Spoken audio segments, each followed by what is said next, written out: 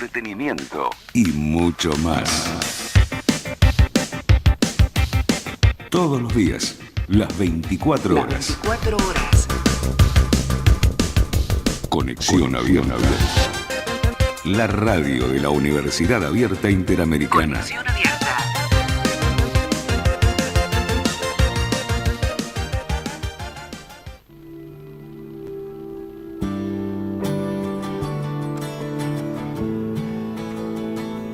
Desde la ciudad de Buenos Aires, transmite Conexión Abierta, la radio de la Universidad Abierta Interamericana.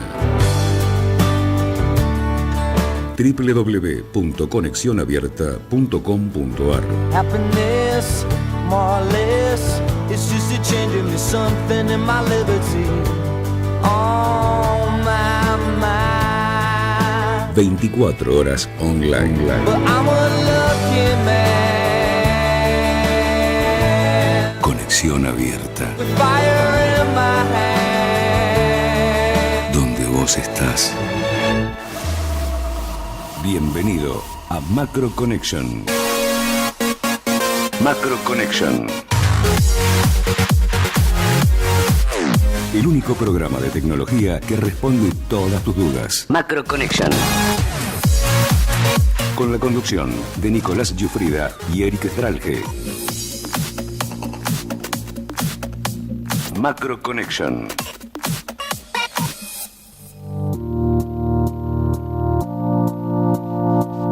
Buenas tardes y bienvenidos a otro programa más de Macro Connection. Yo soy Eric y estoy acá con Nico. Y como hacemos todos los sábados, te vamos a hablar sobre noticias relacionadas con la tecnología. Exacto, este sábado tenemos un programa especial porque sí te vamos a comentar sobre juegos, sí te vamos a comentar las noticias con las cuales te tenemos acostumbrado todas las semanas, pero te vamos a comentar sobre algo más, sobre el anonimato, pero el anonimato en internet.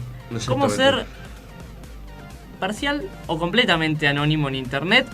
Y esto no está para los usuarios que recién están empezando, que saben usar alguna que otra cosa. Estamos hablando para los usuarios de un nivel, podríamos decir, medio o un nivel alto. Aquellos que entienden sobre esas cosas y quieran dar un paso más. Cómo ser 100% anónimo o parcialmente anónimo en internet. Exactamente. Sabemos que lo que está relacionado con el anonimato tiende a ser algo que está muy... No me sale la palabra justa, pero codiciado, se podría llegar a decir, que como ya decimos, no los que están recién empezando. Exacto. Pero inclusive, los que quizás son más conocidos, les gustaría, más conocidos en el sentido del ámbito, ¿no?, de la computadora, les gustaría poder lograr esto. Uh-huh. Inclusive en los últimos años este concepto de Deep Web, podríamos decir, Wikileaks, información filtrada, la NSA, que nos están espiando y todas esas cosas como que vuelven un poco paranoico a aquellas personas que están en una computadora. Especialmente los que hacen cosas ilegales, podríamos decir. Exactamente. Al margen de eso, empecemos con noticias normales. Una pregunta existencial que se me vino a la cabeza cuando leí esta nota es sobre los autos anónimos. Sabemos que son recontra populares últimamente, pero ¿qué pasaría si para evitar un choque tenemos que chocar nosotros? Es decir, para salvar 3 vidas tenemos que morir nosotros. Esto como en la película Yo Robot, que cuando él se acuerda de cuando él se cae el auto, creo que choca el auto con un camión, se cae en el agua y viene el robot corriendo y lo salva a él y él le dice no, salva a la nena y le dice no, porque vos tenés más probabilidades de sobrevivir. Y es como, bueno, entonces, ¿cómo prioriza, no? ¿Cómo prioriza qué salvar y qué no? En este caso los autos. Leí esta semana... vi que una noticia de un auto de Tesla que había chocado, pero no fue por causa humana. Decían, ¿se hubiera podido parar si hubiese un humano? No, la verdad no. Fue en una exhibición. El auto aceleró sin querer y chocó y tiró un cartel. Pero no mató a nadie ni lastimó a nadie. El auto estaba obviamente vacío adentro. Pero bueno, hay situaciones en las que esta clase de vehículos van a tener que decidir con qué impactar para minimizar los daños, y no solamente tendrán en cuenta tu seguridad, sino que la del resto de los que estén implicados en el choque. La física es un factor seguro en cuanto al estudio de las consecuencias y se convierte en algún, podríamos decir, segundo plano, y ahí es donde llega el debate moral y el debate ético, porque vos decís, está bien, la física me dice que vos podés resultar con un brazo quebrado y el otro con una pierna quebrada, pero no sé, este tiene 50 años y este es un chico de 16. ¿Quién tiene más o menos derecho a quebrarse? Claro. Las situaciones de peligro por ahora eran bastante manejables para estos vehículos que se limitaban a circular en autopistas y carreteras sin apenas peatones. Su introducción en las ciudades cambia las reglas del juego y hay muchos más factores a tener en cuenta. Evitar un posible atropello o choque de varias personas que por despiste crucen sin mirar. Por ejemplo, imaginen un trágico caso de una familia con 2 chiquitos que estén tratando de cruzar y el software tiene que tomar una decisión que sea trágica para nosotros, la de hacer que nos impactemos con algo para evitar que nos llevemos puestas a esas personas y que el impacto nos cause graves daños o inclusive la muerte. Exactamente. Los casos son múltiples y de todo tipo, como se le llama Noah Goodall, un científico con Virginia Center for Transportation Innovation and Research, sería el Centro de Virginia de Transporte, Innovación e Investigación, que si tuviéramos una situación en la que ineludiblemente impactaremos o bien con un motorista con casco o con uno sin casco, ¿cuál debería elegir la programación? Si se elige al motorista con casco, le penalizamos por ser responsables y llevar casco, mientras que perdonamos al motorista sin casco que efectivamente está conduciendo de forma ilegal, ya que el casco es obligatorio en diversos países del mundo, incluido Argentina, España, sea el país que sea. Pero claro, si se elige el impacto contra el motociclista sin casco, se respeta a quien cumple las normas, pero las posibilidades de que haya graves daños o muerte es mucho mayor. Exacto, aparte, ¿cómo pasaría esto? Lo dejaríamos directamente a la suerte, porque podría ser, como estoy diciendo, una decisión tomada de forma aleatoria, y esto emularía el comportamiento humano en el que muchas decisiones de este tipo se toman de forma instintiva, ya que no hay tiempo para razonar en profundidad lo que puede llegar a pasar, y estas son las opciones en las que el azar y la suerte están claramente implicados, porque claro, estoy a 3 segundos de chocar, ¿qué hago? No se puede saber. En realidad es un problema con difícil solución. Otra opción indican que sería la de no tener en cuenta ciertos datos en esos escenarios, ponerle un velo a nuestro coche autónomo haciendo que ignore factores como si el motociclista llevase casco o no, o si los coches contra los que podemos impactar son más o menos resistentes al impacto. El problema, claro, es que el análisis posterior sí haría necesaria la recolección de esos datos y justificar cuáles se obvian y cuáles no podrían resultar contraproducentes. De nuevo nos estamos encontrando ante un problema que es ético y, por supuesto, es obviamente difícil de solucionar. Exactamente. Y ahí es donde no está tan definido en estos años qué es lo que debería pasar con los autos autónomos. ¿Matar una persona para salvar 3? ¿Responder directamente a la física? ¿Responder a la ética? Ese es el problema que está sucediendo actualmente con los autos autónomos. Estaría, la verdad, bastante bueno que alguien venga con una solución y diga, acá tengo la fórmula secreta para evitar que pase todo esto, porque obviamente el chiste es que si se pone que no se muera nadie, pero es complicado, porque estas cosas pasan, ya que una cosa era probarlo en las autopistas o en cualquier ruta o lo que sea, y ahora es meterlo en la ciudad donde hay muchas más cosas en las cuales le tienen que prestar atención, es distinto, es difícil. Exacto. Pero dejando esto de lado, voy a ir a la otra pregunta existencial que me surgió cuando leí la nota, y yo creo que a muchos le debe estar surgiendo, que es sobre el medio ambiente, sobre la capa de ozono, sin ir más lejos. Hace unos años atrás estaba muy latente el tema de la contaminación a nivel global, y una de las cosas más implicadas era nuestra capa de ozono. Sabemos que a raíz de eso salieron aerosoles que no dañaban la capa de ozono y demás. Entonces, yo me había planteado una ecuación que digo, desarrollo igual contaminación, contaminación igual no hay capa de ozono. Sí. Ahora que estamos más desarrollados que antes, es donde me hago la pregunta, ¿qué es lo que está pasando con la capa de ozono? ¿Por qué se está recuperando? Exactamente. A ver, podemos decir que nos llegan buenas noticias desde la Antártida. La capa de ozono, la principal barrera frente a los rayos ultravioleta del sol, comienza a recuperarse. Tras décadas de debilitamiento, el agujero antártico se ha reducido 4 millones de kilómetros cuadrados desde el año 2000, es decir, 8 veces la superficie de, por ejemplo, España.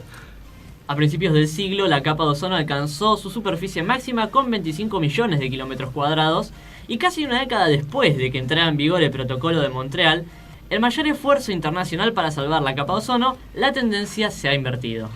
La capa de ozono es una capa de gas que filtra las ondas que llegan del sol, protegiendo la superficie de la Tierra de buena parte de los rayos ultravioleta que nos envía el sol. En 1985 se descubrió que la capa estaba desapareciendo y estaba formando un agujero sobre la Antártida. Bueno, acá nos muestran un plano con la inclinación y dónde era donde se concentraba el calor en la Tierra. De esta forma podíamos darnos cuenta en qué partes estaba más débil la capa de ozono. Exactamente. Pero ahora los científicos no solo pueden comprobar el empequeñecimiento del agujero, sino que han confirmado que la mejoría se debe a la prohibición de los, acá viene lo importante, clorofluorocarbonos, los CFCC, que se acordó en Montreal en el año 1987.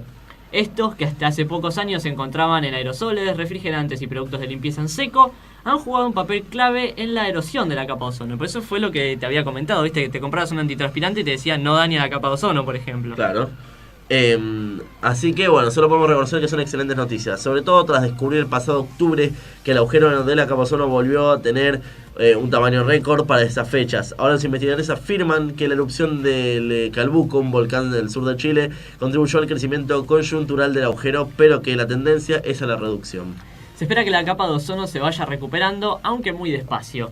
Hoy podemos estar seguros de que las medidas que tomaron en su momento han puesto a la Tierra en el camino hacia la recuperación. Esto es lo que nos afirma una profesora del MIT, Susan Salomon.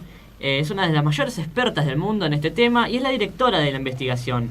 Y aunque su equipo calcula que con este ritmo de recuperación la atmósfera no se encontrará en perfecto estado hasta el año 2050, los resultados de esta investigadora nos recuerdan la importancia de la cooperación internacional para poder facilitar el cambio climático. La verdad que esto está bueno, ¿no? Que todo lo que tenga que ver con el medio ambiente, que sean buenas noticias, y más que nada porque nosotros vivimos acá en la Tierra, ¿no? Por ahora no nos podemos ir a ningún otro lado, así que más vale cuidar lo que donde estamos viviendo, y por suerte que se recupere, ¿no?, la capa de ozono, que es lo que nos protege del sol, porque el sol, si bien mantiene la vida en el planeta, si estuviésemos descubiertos sin capa de ozono no podríamos vivir por la radiación que nos emana el sol. Y si no tuviéramos sol tampoco, porque las plantas no podrían hacer fotosíntesis, nos quedamos sin oxígeno y nos morimos todos. Exacto. Vamos a ir a un pequeñísimo corte, así que anda preparando algo para tomar, algo para comer y presta mucha atención. A vos te estamos hablando, usuario promedio, usuario un poco más avanzado, para dar un paso más en lo que a seguridad informática respecta. Quédate con nosotros, que a la vuelta del programa, ¿con quién vamos a estar, Eric? Vamos a estar con Leonardo, un experto que nos vino a hablar, se viene a sentar un rato con nosotros, vino a charlar. No, vos Leo, vos no. Claro, no Leo, no, otro Leo. No, porque Leo se pone feliz, no, todavía no vas a entrar, algún día vas a entrar. Se va a sentar un rato con nosotros, como bien dijo Nico, prepárate algo para tomar, para beber, para ingresar a tu organismo, así vas a poder escuchar un poco y por ahí responder tus dudas. ¿Quién dice que no? Vamos a un pequeñísimo corte y enseguida volvemos con muchísimo más Macro Connection. Enseguida volvemos con la mejor información en Macro Connection por Conexión Abierta.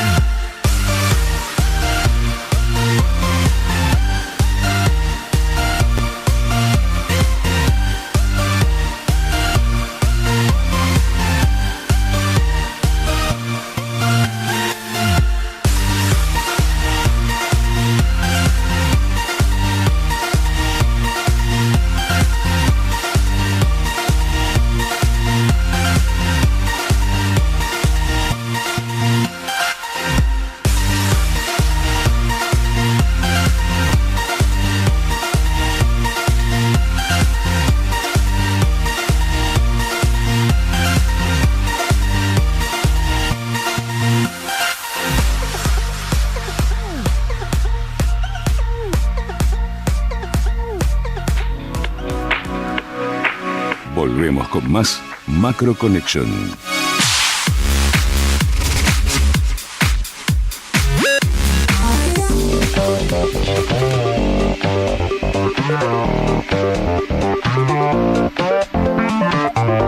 Seguimos después de este pequeño corte en Macro Connection. Tenemos al invitado presente que hizo puff y apareció dentro del estudio. Exacto. Buenas tardes, Leo. ¿Qué tal? ¿Cómo están, chicos? Todo tranquilo, por suerte. Primero que nada me parece importante plantear qué es la seguridad informática. Porque uno dice, yo soy un usuario promedio, soy un adolescente, soy una persona de 25 o 30 años que uso internet para cosas de la facultad, cosas de la escuela, usar un poco las redes sociales Navegar, quizá, y ver un poco. YouTube. Nada más que eso. Me importaría, no tanto, porque no tengo algo que perder. Ahora lo importante es cuando empiezo a hacer transacciones bancarias, por ejemplo, tengo que o administrar pagás una empresa. cuenta, pagás, qué sé yo, el gas, la luz, que Claro, se puede pagar por claro, internet, claro. compras algo por ejemplo por una página de compras Mercado Libre y lo pagás online. Ujú, por Mercado Pago, Por por ejemplo. otros medios de pago que no sean seguros. Porque, Claro. digamos, tenemos PayPal, tenemos Bitcoins para pagar, tenemos PaySafeCard, tenemos un montón de métodos de pago. Pero ya cuando entramos a comprar cosas en otros lados, brindar información, ¿qué cosas son las peligrosas, podríamos decir? Bien. Entonces, bueno, una de las primeras medidas en lo que yo creo que deberíamos basarnos es en Internet. Porque sabemos que Internet es podríamos decir, el mayor de todos los problemas, por donde más información se filtra. ¿Cómo podríamos hacer para ser un poco más anónimos en lo que a navegador respecta? Claro. Bueno, ante todo, algo que es importante es entender que, como vos bien decís, el mayor riesgo viene de Internet, ¿no? Es muy difícil que alguien pase por tu casa y, no sé, te coloque alguna llave y entonces tenga acceso remoto luego. Mayores probabilidades de acceso siempre las tenés a través de Internet. Hay gente que se divierte intentando ingresar en las computadoras de los demás, por ahí no necesariamente con la idea de hacer un daño o robar información, sino más bien de jugar. Claro. ¿Sí? Pero bueno, la forma de proteger nuestro equipo en general es tener todos los puertos cerrados. Muchas veces uno, por ejemplo, no sé, quiere bajar archivos torrent, ¿sí? Que todos los conocemos. Y bueno... ¿Quién no ha bajado un torrent en algún momento? Steam Verde. Steam Verde. Claro. Y una cosa es que la aplicación en sí habilite ciertos puertos y otra es que por ahí uno directamente baje el firewall, ¿sí? Es muy común bajar el firewall para ver si te funciona. Y al hacer eso estamos exponiendo completamente nuestro equipo, ¿sí? Es un gran riesgo bajar el firewall. Más bien debiéramos saber cuáles son los puertos que estamos queriendo abrir. Inclusive los archivos torrents no es que están alojados en un sitio de la compañía, como sea, por ejemplo, Mega. Mega, todos los datos van ahí, Dropbox, todos los datos van a los servidores de Dropbox. Pero torrent, por ejemplo... Lo sube una persona, en realidad. No una persona, sino varias. Un grupo que se bajó el archivo lo comparte. Es así como funciona. Exacto. Que es el peer-to-peer, ¿no? Peer-to-peer se llama esa tecnología y básicamente uno lo va descargando, ¿sí? Puede ser que lo baje en forma aleatoria o en forma ordenada, pero básicamente siempre sucede que alguien tiene ese bloque que vos necesitas, entonces te lo vas bajando. Ahora, ¿qué sucede? En estos archivos muchas veces también se agregan virus o se agregan troyanos, entonces uno por ahí se baja esta aplicación y a veces sucede que el antivirus no te detecta qué es lo que acabas de descargar. Vos lo corres inocentemente y tenés instalado un programa que ya está residente y desde ahí pueden hacer muchas cosas con tu equipo, ¿sí? Una de las más básicas, por ejemplo, es un keylogger. Vos te lo bajás, un jueguito, estás re feliz y después vas a hacer un pago, ingresás tu cuenta de banco y cuando pones la contraseña, todo lo que vos estás haciendo en el teclado va a parar en la computadora de alguien. Claro. Otra cosa, no sé, podría ser que te modifiquen el archivo de host de tu equipo y te cambien algunas direcciones clásicas, por ejemplo de bancos, y entonces vos intentás ingresar a lo que crees que es el banco, claro, ¿sí? No. Y estás entrando en una página intermedia que lo que hace es toma las requests, o sea las solicitudes HTTP que estás realizando y las captura todos los datos que envías, ¿sí? Porque esos datos por más que lo hagas a través de HTTPS, son visibles si estás apuntando directamente a ese servidor. Y ellos después lo único que hacen es redirigir estas requests, ¿no? Exacto. Yo tuve oportunidad de trabajar en un banco, ¿sí? Desarrollando soluciones de home banking. Y bueno, teníamos que tener mucho cuidado con este tipo de cuestiones. ¿Era ¿no? lo primero que aparecía? Era una de las posibilidades. Otra cosa que teníamos que tener mucho cuidado es con algunas aplicaciones, cuando levantan una ventana pop-up, ¿sí? Si esa ventana no tiene un nombre específico, supongamos que vos pasaste antes por un sitio dañino, entonces ellos podían dejar código que estuviera preguntando todo el tiempo si esa ventana pop-up se levantaba. Entonces, en cuanto se levantaba, ¡pum!, la modificaban. Y ahí tenían oportunidad de robarte datos también. Claro. Otra de las cosas, ya entrando por los navegadores, que los más seguros podrían ser Firefox, ya que es de código libre, Claro. al igual que Chromium, que Sí. prácticamente es lo mismo que Chrome, solamente que no es de la compañía Google, sino que es Sí. de código libre. Y después tenemos Tor también, por otro lado. Claro. Pero bueno, una vez adentro, como decíamos, podríamos decir que lo más seguro son las direcciones HTTPS, porque están cifradas, o las SSH, Tal cual. alguna de esas, que no son 100% seguras, como nos dijiste. No, desde luego que no. Otra cosa con la que deberíamos tener cuidado es cuando bajamos add-ons, ¿sí? De quiénes son estos add-ons, ¿ok? Porque es muy simple inyectar código en la página actual. Es tan simple como preguntar, ¿estamos en determinado dominio? Sí. Y a partir de ahí podemos Claro. extraer datos o inyectar información en la página sin ningún problema. Sí. Por eso es que también una de las principales medidas al estar navegando es entrar en modo incógnito y además desactivar todos los add-ons. Add-ons, plugins, cosas que tengas que son quizá básicas. Hay add-ons hasta para pararte sobre una imagen y que te hagan zoom, así de simples, pero que pueden tener todo lo que nos estás diciendo. Claro, si estamos por entrar en un sitio al cual, no estamos muy seguros, la verdad que entrar en modo incógnito sería la forma. El problema con entrar en modo incógnito es que perdemos ciertas funcionalidades que nos dan algunos sitios. Claro. De trazabilidad. Nos gusta que sepan que, sí, son ustedes, sos Claro, vos, entras sin problemas, ¿sí? Ese tipo de cosas ya nos estamos Claro. acostumbrando. Inclusive Mega, no sé si ya los habrán deshabilitado, pero si querías entrar en modo incógnito no podías descargar nada en Mega. Solamente tenías Claro. que entrar como usuario normal, digamos. Ujú.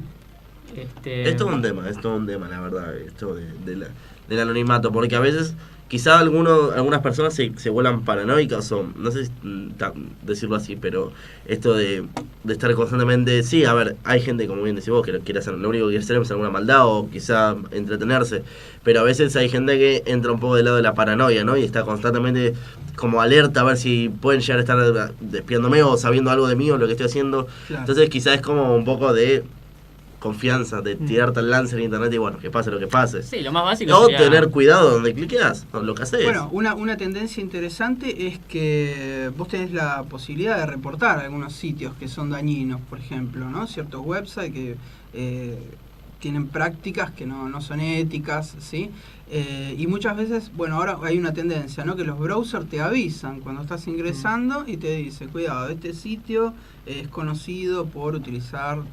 Sí, o no se pudo verificar la seguridad y directamente no te dejan entrar. Sí, a veces pasa que digamos, recibís un cartel para que tengas cuidado, ¿sí? ¿Por qué? Porque se le venció el certificado al sitio, ha pasado con bancos, ¿sí? Claro. Si vos miras bien la URL y si es la correcta, podés confiar, ¿sí? Lo ideal es que tengan el certificado al día y no se produzcan estos problemas. Otra de las cosas es hacer MAC spoofing. ¿Qué es MAC spoofing? Es cambiar la dirección MAC. Claro. Ahora, ¿qué es la dirección MAC? Sabemos que todas las computadoras tienen una dirección IP que puede ser estática o puede ser dinámica. Ujú. Las que son dinámicas se cambian cuando reinicias el modem o entrando desde consola. Podés poner ipconfig y la cambiás desde ahí. Claro, digamos, dinámico viene a ser cuando se negocia, ¿no? El protocolo que es de HCP, que te permite decir, mira, necesito una IP, se le dice a tu router. Y te provee de una IP. Esa sería la forma dinámica. Pero también podés fijarla. El problema con fijarla es que hay que tener muy en claro que si hay otros equipos y estás fijando las IP, podés llegar a tener una colisión. Que no tiene que tener la misma dirección. Claro. Bueno, esto tiene que ver con una identificación del equipo en lo que se conoce como la capa 3. Por debajo de eso, ¿sí?, está la capa de MAC, ¿sí?, de donde está la MAC address. Y bueno, esta si querés la podés cambiar por software. Antiguamente no se podía, las placas la tenían fija, pero hoy por hoy esto lo podés cambiar sin ningún problema. Podés simular que sos otra máquina. Desde Linux se puede hacer muy fácil esto. Desde Linux, desde Windows, desde OS X. Sí, de prácticamente ¿sí?, cualquier de cosa. Cualquier sistema operativo y por hoy se puede hacer esto. Por ejemplo, en Linux, que sea fácil de hacer. En Linux lo más común para hacerlo es Kali. Kali es de una empresa de seguridad informática y tenés todas las herramientas que se te ocurran. Yo tenía instalado una versión de Mint y no lo podía hacer porque no tenía las herramientas, pero existen programas como Catulin, por ejemplo, que te ponen todas las herramientas de ese software. Entonces ahí podés hacerlo tranquilamente. Sí, hay distros de Linux que están pensadas para realizar penetration test, ¿sí? O sea, para de alguna manera bombardear sitios, ¿sí?, y probar la vulnerabilidad. Y ya te traen scripts, ¿sí?, y ciertos features que casualmente, si estás dentro de la actividad hacker, te sirven, ¿sí? Como dijiste vos, Kali es una de las más famosas. Ahora hablando de lo que sería... No es fácil de instalarlo, no es tan simple de instalarlo. ¿Qué cosa, Kali? Kali, sí. Digamos que... Lo puedes iniciar en modo live igual. Sí, en modo live sí, desde luego, pero digamos, tenerlo bien tuneado... sí, eso sí. Lleva su tiempo. Pero ya hablando de sistemas operativos, ¿cuáles son los más vulnerables y cuáles son los más fuertes en el sentido de que te puedan hackear o enviar un virus, por ejemplo? Bien, yo tengo una Mac. Tengo una Mac desde hace unos cuantos años, 4 años, nunca tuve un virus. ¿No? sé si ¿Nunca? nunca tuve un virus. Uh-huh. La verdad que se toma mucho recaudo, ¿no? El tema de cerrar los puertos, las aplicaciones solicitan las aperturas de puertos, ¿sí? Es como muy controlado el ambiente de Mac, ¿sí? No sé si también pasa eso en el App Store. Por ahí con Android son un poco más caóticos. En cambio, con el App Store de Apple, ¿sí?, no, las cosas son un poco más seguras, en general funciona mejor. Tenemos a Adrián que nos está llamando en estos momentos, que quizás nos quiere hacer una pregunta o quiere simplemente saludarnos, así que hola Adrián. Hola chicos, ¿cómo están? Buenas tardes. ¿Qué tal? Buenas tardes. Primero, bueno, felicitarlos por el programa. Muchas gracias. La verdad que hace casi 2 años, creo que no sé si no un poquito más, felicitarlos por el apoyo de la radio. Hacen un excelente programa y bueno, van creciendo junto con la radio. Uno ve el producto, mira, de casualidad estaba viendo el programa y dije, bueno, sabía que iba a estar un amigo muy importante para mí, que es Leonardo, que está ahí. Y la verdad que me quedé sorprendido porque evolucionaron mucho desde que empezaron hasta ahora. Hacía mucho que no veía el programa porque por una cosa o por la otra estaba en esos horarios, por lo general no puedo ver la radio. Y así que los felicito por un lado. Y por el otro lado me pone muy contento que esté Leonardo en el estudio. Un gran amigo, alguien a quien quiero mucho y bueno, más allá de lo personal, es un excelente profesional y estaba escuchando el programa como salió y la verdad me quedé sorprendido. Hacía mucho que no veía el programa, así que bueno, les mando un fuerte abrazo y gracias por el apoyo a la radio de siempre. Muchas gracias. ¿Alguna pregunta, Adrián, que quieras hacer? La pregunta para Leonardo, tenemos muchas, en realidad anécdotas con Leonardo. Un compañero de muchos años de trabajo y anécdotas tengo más que preguntas. Leonardo me ha sacado todas las respuestas a las preguntas que he tenido. No, en realidad felicitarlos y sé que cualquier pregunta que le hago a Leonardo va a tener una respuesta. Tal vez pueda hablar un poco de lo que es el streaming, de lo que es que él está muy ducho en el tema y el servicio que está empezando a brindar, para que bueno, lo haga público y bueno, que explique cómo es el tema, mismo hasta conexión abierta, cómo streamea. Es un buen momento porque hoy Leonardo es la persona que nos está dando el streaming tanto de Conexión Abierta como de Conexión Abierta TV y de otras radios o grupos de medios que tenemos. También quiero felicitar al productor, a Víctor Giuffrida, que más allá de una amistad que tengo con él, ha sido alguien que ha apoyado este programa y otros más, así que también le mando un fuerte abrazo. Espectacular. Muchas gracias por llamarnos, esperemos que tengas una muy buena tarde. Y nos vemos cuando nos veamos. Podés volver a llamar tranquilamente. Así que muchas gracias. Muchas gracias a ustedes. Un abrazo a todos. Bueno, Adrián, un gran abrazo, amigo de Añales. Así, después tenemos que escuchar alguna de las anécdotas que tenés con él. Sí, debe haber un montón, no me imagino. Sí. No sé si algunas se pueden contar acá, pero bueno. Bueno, estábamos en la parte de sistemas operativos. Estábamos llegando a la parte de sistemas operativos. Estábamos hablando de tanto Mac como Linux como Windows. Personalmente probé los tres, me quedo 100% con Linux. Porque, a ver, Windows está espectacular, puedes hacer un montón de cosas. Mac no me gustó tanto, simplemente la distribución del teclado. Hay cosas buenas, cosas malas, pero lo que no me gusta es que tenés que comprar todo original, porque no hay páginas donde bajar cosas. Estuve como 2 horas para bajar el Adobe Auditions de algún lado portable, no había, eran 20 links para Windows, uno solo para Mac, tenía 27 requests para mandarte a páginas de Linkbugs, AdFly, y estaba caído. Yo eso lo veo quizás, pensando, si lo pensás de otra manera, ¿no? Si cambias un poco el foco de vista, yo lo pienso como una medida de seguridad. Tenés que comprar todo, no tenés forma de que nadie te dé algo que no es oficial. Tenés que tener todo original, todo oficial que te va a asegurar seguridad. También, obviamente, no es 100%, ¿no? Podés bajar cosas que no son originales. Obvio, ¿no? Eso Obvio. siempre Nosotros... se puede, vía torrent hay de todo, te puedo asegurar. Sí, pero,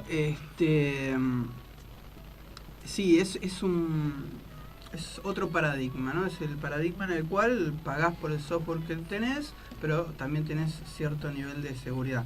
Algo importante, si te dedicás al desarrollo, como en mi caso, es que hoy por hoy, cuando desarrollas una aplicación, querés llegar a todas las plataformas, o a la mayor cantidad de plataformas posibles, ¿sí? Querés llegar a Android, querés llegar a iOS, ¿sí? Y si querés llegar a iOS, como es tan cerrado este mundo, la única forma que tenés es teniendo una Mac, ¿sí? O teniendo un equipo que te permita compilar para iOS. O simularlo en un VirtualBox.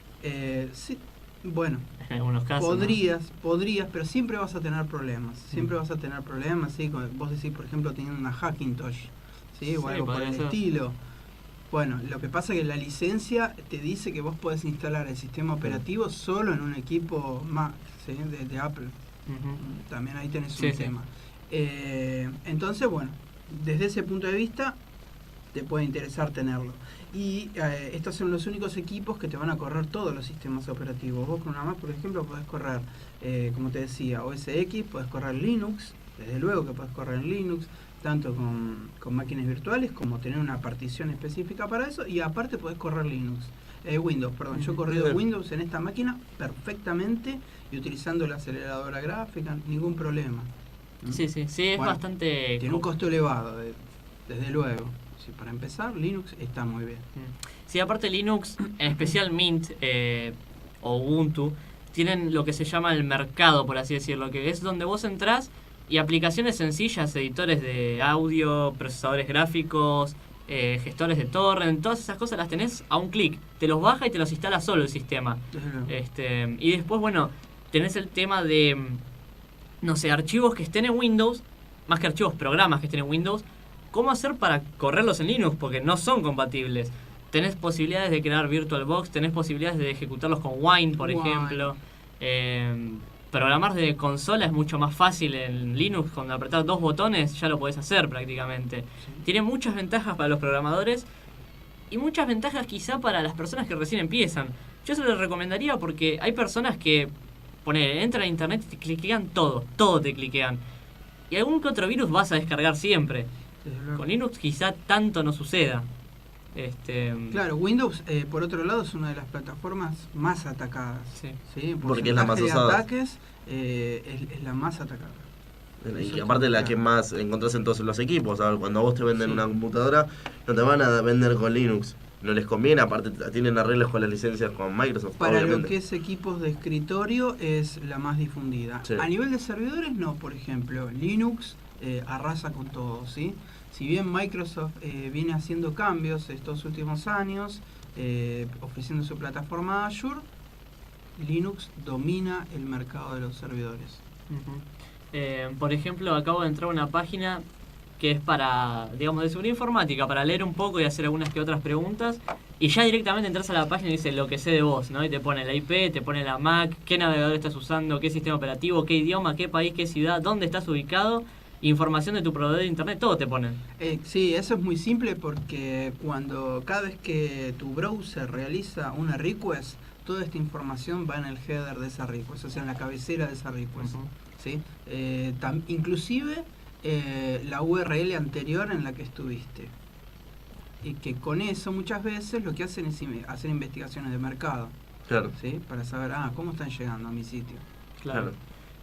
Otra de las cosas que nos parece importante es explicar qué es un VPN, cómo conectarnos de forma segura, porque quizás me voy a una plaza, no sé si en este país, ¿no? Porque acá sacás una plaza, en una plaza sacás una Mac, capaz que te afanan, pero en otro país o mismo acá. No, acá, a ver, si vos, por ejemplo, el subte tiene wifi. Vos te puedes sentar. Sí. A ver, que sea algo público que puedas conectar a internet, que me acuerdo ahora. Sí, en un restaurante, sin ir más lejos. Sí, exacto. En cualquier lado que no sea tu internet. ¿Ante qué nos estamos exponiendo? Porque hay otras compañías y otras personas que pueden estar toqueteando ese internet. Claro, en una IP pública, desde luego que estamos en un riesgo mucho mayor, no debiéramos ingresar jamás a nuestro home banking, ¿sí? Por más que hoy por hoy algunos home banking ya te están ofreciendo teclados virtuales, ¿sí? Como para no enviar directamente los caracteres que le pueden servir a la persona que se le llama third man in the middle, ¿no? O sea, esa persona que está snifeando todo lo que vos envías. Con algunos software se puede hacer muy sencillo. Por ejemplo, Wireshark nos permite estar snifeando todo lo que está circulando por la red en la que estás, y con eso, analizando los paquetes, podés detectar qué es lo que está viajando. Esto podría proveerse, o podríamos decir que no llegue tanta información, o directamente que no llegue usando un VPN, creando un VPN dentro de la IP pública. Entonces solamente mandaríamos unos datos encriptados. Claro, la VPN lo que hace es justamente, ¿no? Es Virtual Private Network, ¿no? Crea una red privada virtual que lo que hace es manejar toda la información con cifrado. Hay diferentes tipos de cifrados, ¿sí? Kerberos, hay varios. Y la cuestión es que al estar esta información cifrada y nosotros no poder conocer ese cifrado, la información viaja en forma segura. La gente nos pregunta, Eric, ¿qué VPN usar? Porque hay tantos en internet y hay algunos que son pagos y hay otros que tienen limitaciones. Y de hecho ahora en YouTube, cuando vos ves un video, más allá de los anuncios que te pueden llegar a aparecer, los youtubers suelen hacer esto de auspiciar, sponsorear algo, y muchos sponsorean. Por ejemplo, hay uno que me acuerdo, Tunnelbear se llaman, sí, que es un VPN que te ofrecen el servicio y vos decís, sí, confío, no confío, me sirve, no, estoy pagando, estoy pagando realmente y me está sirviendo, o me la están pintando de que sirve y no. Sí, a nivel corporativo, esta que nombraste no suena tanto. Por ahí lo que tiene una muy buena relación calidad-precio, habría que ver. Lo importante de eso es analizar qué tipo de encriptación maneja, ¿sí? Qué tan seguro es el estándar que está utilizando y si te permite modificar la encriptación. Las más renombradas a nivel corporativo, que es por donde yo tengo un poco más de experiencia, Cisco, ¿no?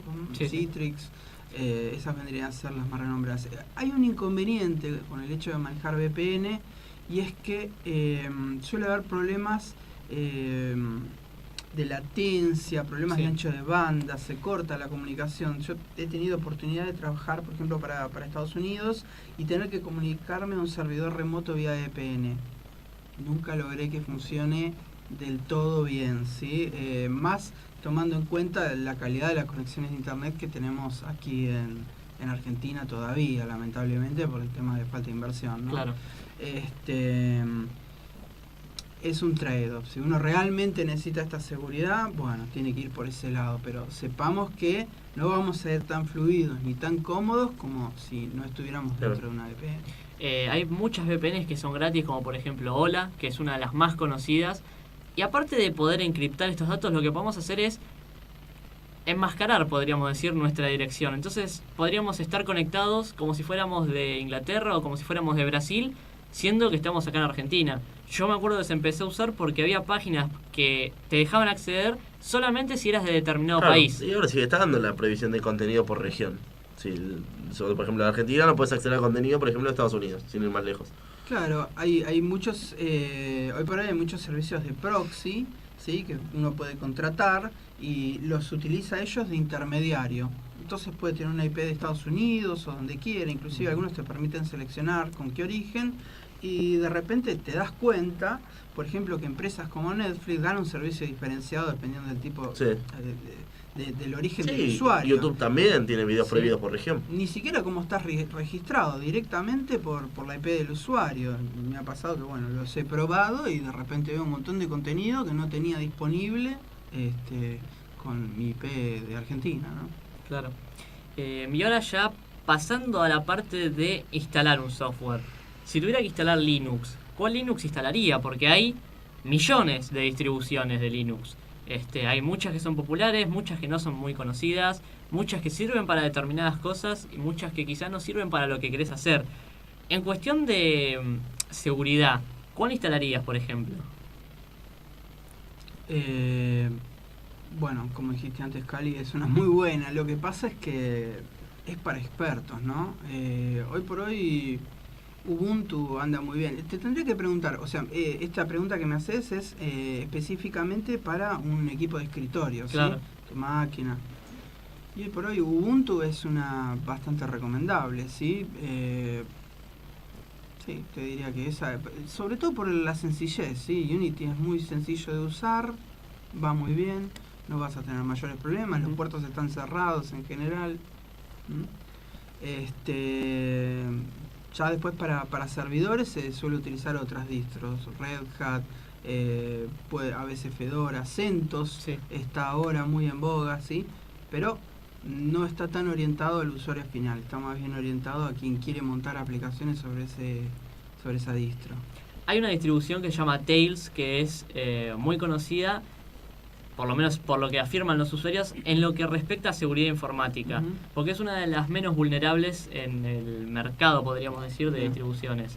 Sin ir más lejos, hay una página que se llama DistroWatch, que es donde están todas las distribuciones, cuáles son las más instaladas de acá a 6 meses, cuáles son las más instaladas de años anteriores, y todas las podés bajar de acá porque te redireccionan a las páginas para que las puedas bajar e instalar. Claro, lo que es más importante dentro de las distros es saber de qué familia, ¿sí? O de qué origen vienen, porque eso después va a determinar, por ejemplo, cuando tengas un problema, ¿sí? Porque la seguridad es un punto importante, pero la usabilidad también. Entonces, cuando quieras instalar una aplicación o alguna funcionalidad, hay ciertos comandos para que tenés que correr de consola, porque no lo tenés directamente en el App Manager, ¿sí? Entonces, muchas veces vas a encontrar mayor cantidad de soluciones para ciertas plataformas como Ubuntu, ¿sí? Y no tantas para esta, viste, que estabas Claro, nombrando vos, sí, ¿sí? sí. Entonces, tenés que ver si es de la misma familia de la que viene Ubuntu, bueno, por ahí No, no te hay conviene, problema. ¿sí? Si no, manejate con cuidado porque sí, vas a estar muy seguro, pero aislado, porque Claro. vas a poder bajar aplicaciones.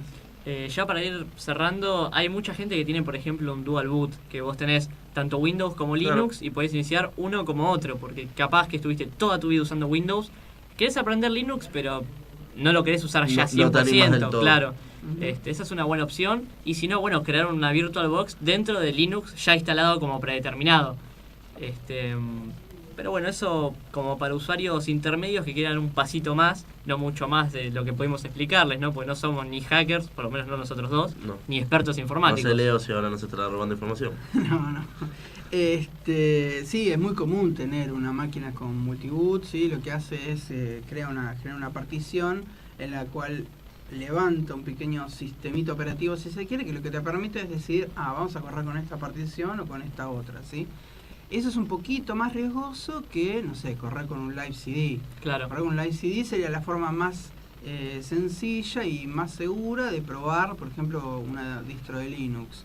En la otra te estás arriesgando un poquito más, ¿no? Pues si estás jugando con una zona que es un poquito crítica de la máquina, como es el Master Boot Record, ¿no? Donde están todas las particiones de tu equipo. Ujú. Si tenés un problema ahí, bueno, puede que termines en manos de un técnico para poder solucionar.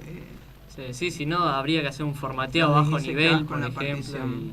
Es complicado. Booteable. Pero, por ejemplo, lo que estaba diciendo él del modo live, capaz que no todos los usuarios lo saben, pero si querés probar un sistema operativo de Linux, sea cual sea la distribución, te hace falta tener un pendrive nada más. Vos conectás el pendrive, hay una aplicacioncita que te lo prepara en modo flash. Claro.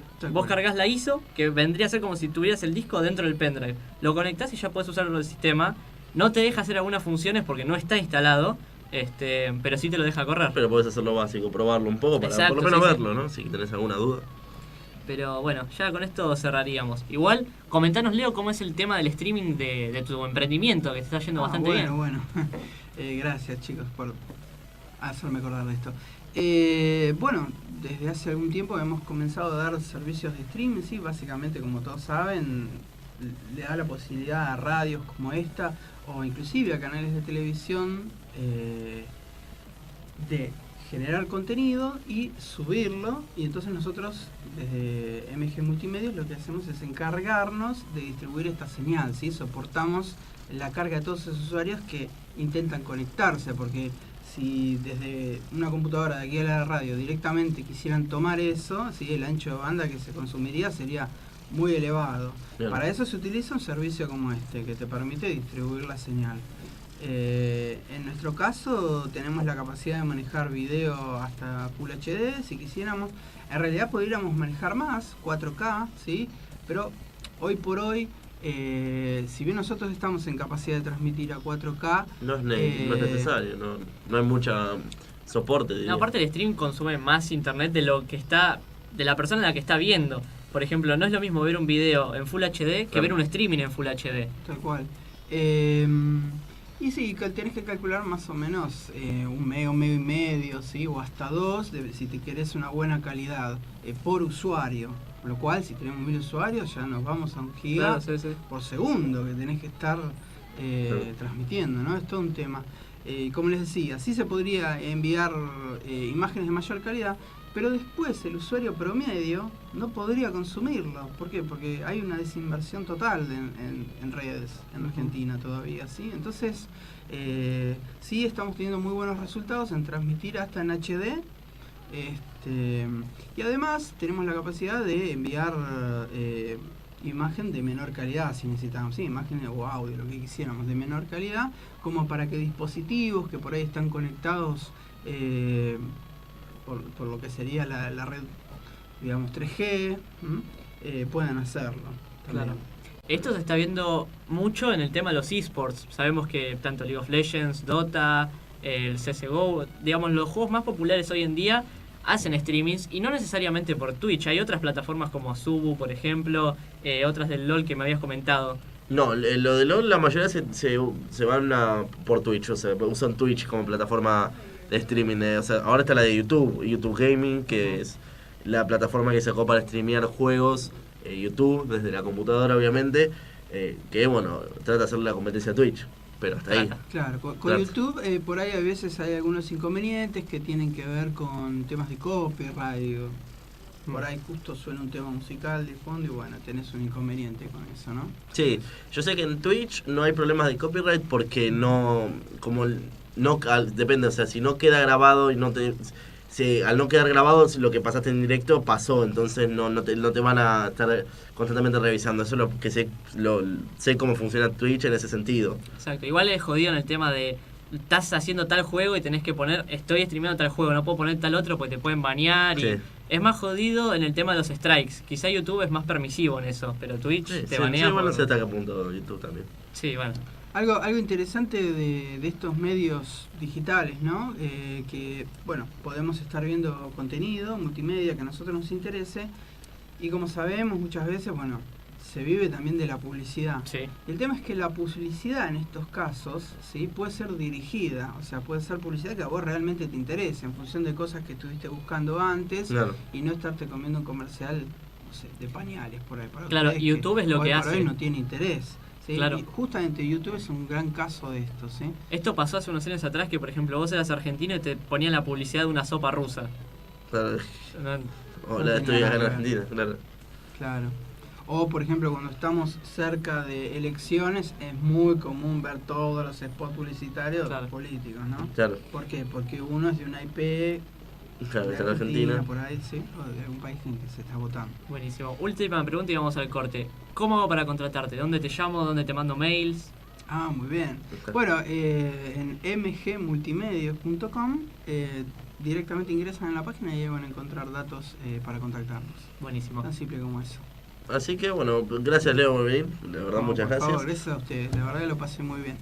Espero que les haya servido a los usuarios promedio. Claro, por ahí tenías alguna duda, por ahí no, y te interesó, o por ahí, qué sé, no sé, te trajiste la comida que te habíamos dicho, la comiste y ya está, y estás feliz. Exacto. Nadie sabe. Así que bueno, vamos a un pequeñísimo corte y a la vuelta nos quedan 6 minutos, ¿no? Pero vamos a comentarte lo más que podamos de juegos. Exactamente. Pero vamos a un pequeño corte y enseguida volvemos con más. Macro Connection.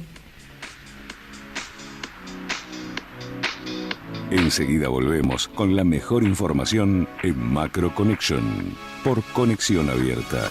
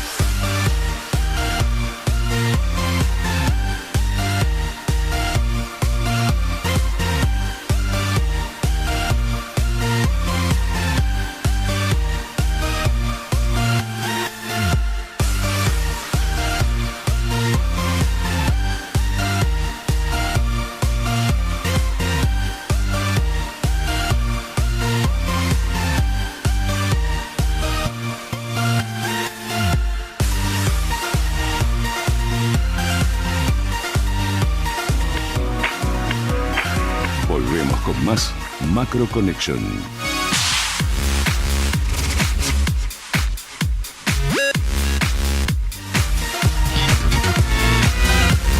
Seguimos al aire. Me estaba comentando Eric que hablando de todo este tema de seguridad, vos sabés que hay historial de Google, obviamente, pero hay historial de Google Now. No sabía que... Sí, aquí estoy tratando de encontrar, porque me muestra solo las tarjetas. Las tarjetas es algo que tiene Google Now, que por ejemplo, no sé, eso es lo que tiene Google, por lo menos así está bien, me está tomando toda la información posible, pero a mí la verdad ya llega un punto que ni me molesta. O sea, por ejemplo, cuando sabe que estoy viniendo desde mi casa a la radio, antes de que salga, como sabe que siempre salgo a las 5, me tira el tránsito vas a llegar en tantos minutos porque el tránsito está así. Bueno, gracias. Dejaste el otro estacionado acá, bueno, gracias. Entonces todo esto te lo va guardando, todas estas tarjetas que te va tirando. Después está el audio, que no lo encuentro. Ahora lo voy a buscar. Lo voy a buscar y... por el momento vamos a comentarte sobre Steam y Origin. Primero que nada, Steam sigue en los descuentos. Todavía no se acabaron, pero se van a acabar muy pronto. Así que si todavía no compraste o estás esperando que te llegue el saldo, trata de comprarlos rápido, porque están a punto de acabarse. En lo que respecta a Origin, no tenemos nada nuevo. Todo lo que te habíamos comentado la vez pasada. Pero en Steam, como te decía, siguen los descuentos, siguen el tema de los cromos y demás. Y hay un usuario que es Palm Desert, que muchos de la comunidad ya lo deben de conocer porque es el usuario con más nivel en Steam. Ya superó el nivel 1000. No sé si vos lo habías conocido, Eric. Tiene, ya le digo exactamente cuánto del level. Nunca vi una... A ver, para que te des una idea, se sale del loguito. Viste que tenés un circulito y te dice nivel tanto. Bueno, se sale del loguito de tanto nivel. Ahora, mirá, 1070. Vos sabés que Steam... Siempre el tipo tiene tanto nivel que tienen que crearle loguitos del nivel para él. Claro. Porque como nadie tiene tanto level, Todo un se lo ídolo, tienen que crear. Es un ídolo, Después hay otro que se llama Striker, que lo está por alcanzar, está a nivel 1033. Antes tenía creo de 200 level menos, ya está ahí nomás de alcanzarlo. Que es un inglés. Ustedes tienen que entrar al perfil del tipo este. Leo lleva el puesto número 1 del gusanito, la verdad. ¿Qué le diste, tío? Ay, Leo, por Dios. Sí, o sea, no vamos a comentar mucho más de Steam porque no hay nada, pero el tipo Striker, búsquenlo en Steam. Tiene no sé cuántas computadoras, 40.000 ítems de Counter, y no son 40.000 ítems de 3 centavos, son 40.000 ítems de $300. Búsquenlo después. El tipo ese tendría que estar en la revista Forbes, la de los millonarios. Claro, ya al lado de Steve Jobs, viste, ahí abrazándose sí, con fumando, Steve Jobs. sí, tendría que estar ahí. Pero bueno, ya con esto podríamos ir cerrando. Te compartimos todas las noticias de las cuales no te pudimos hablar debido a que, bueno, estuvimos con Leonardo, nuestro experto informático. Esperemos que te haya servido de mucho. Quizá no tanto para aplicarlo, pero sí para que sepas a lo que te estás exponiendo cada vez que estás en internet. Exactamente. Acá ahora, después cuando termine ese programa, le voy a mostrar a Nico. ¿Ves? Es lo que dije yo y lo puedo reproducir y escucharlo. Está todo grabado y queda guardado. No lo puedo reproducir ahora, ¿no? Porque no hay parlantes. No hay parlantes, pero por ejemplo pregunté cuándo se los tengo que leer así, que es mi información privada, y ves, solo si lo clico lo puedo escuchar. Ay, Dios mío. Encima me preguntaste cuántos años tengo a las 11 de la noche. Sí. Te pone hasta el horario, ¿no? Hasta el horario, sí, todo. Y todo eso queda guardado. Y hay muchas cosas que yo me acuerdo haber dicho, porque las graba después que apretaste para decir ok Google Now o lo que sea. De hecho, no quiero decirlo muy fuerte porque si no se activa esta porquería. Pero...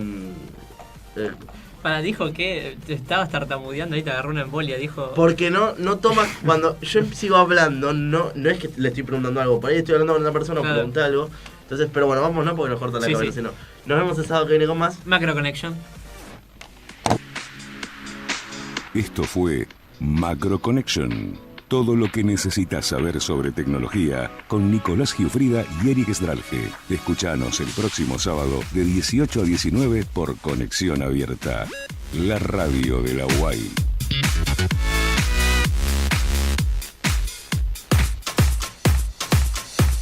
Desde la ciudad de Buenos Aires, transmite